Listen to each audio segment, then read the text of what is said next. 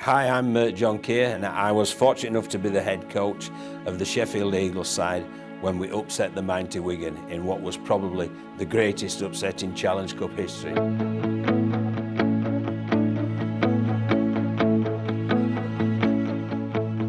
There used to be lots of press conferences with John Mooney, the Wigan coach, Andy Farrell, the Wigan captain, Phil Clark, who was chief exec at Wigan. I mean, me and Paul Brober just went and ate the sandwiches because they didn't want to talk to us. It was all about what are Wigan going to do, extending this marvellous run that they've had, this, that and the other. So we went there, had the sandwiches and just fueled the fire. We were determined that people would know what we were about on May the 2nd at 3 o'clock, and I think they did at the end of the game. And a perfect day here in London for this 1998 Challenge Cup final. Sheffield Eagles, the underdogs, and the biggest odds-on favourites in a century, Wigan. The aristocracy of Wigan, they'd all had loads of Challenge Cup finals. They'd played in loads of big games. We hadn't. Some of them were the first time they'd been to Wembley. So I didn't want them being overawed by the game. What I wanted them to do was feel comfortable, and that's why we tried to paint that picture.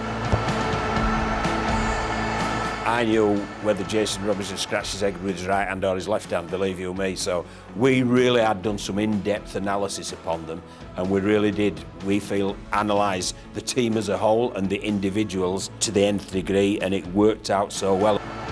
On the front tackle.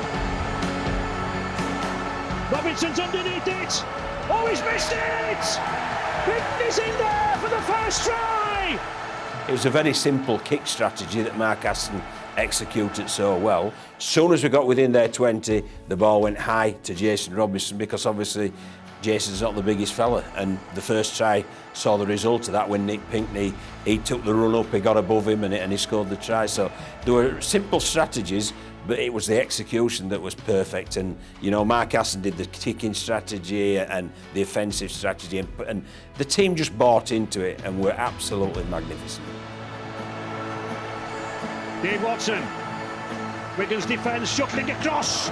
Oh, he's going for the corner. Crowder's picked it up on the corner there. The long pass deceived everybody.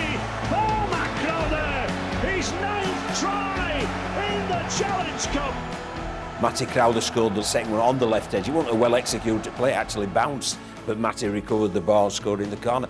So all little game plan things were all coming together, and players' belief is growing as well. There is the Sheffield chairman. Just look at him. He knows success is so near. We did not make an error with ball in hand until minute 33. Well, you're playing well.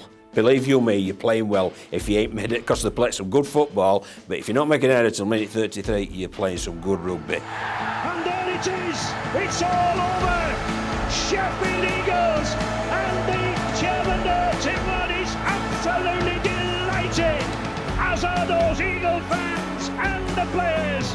They have created history, and that's the man who's done it, John Kear. Ray French phrased it as David against Goliath, with David having his hands tied behind his back. Well, they did all right. Sheffield Eagles, the cup winners.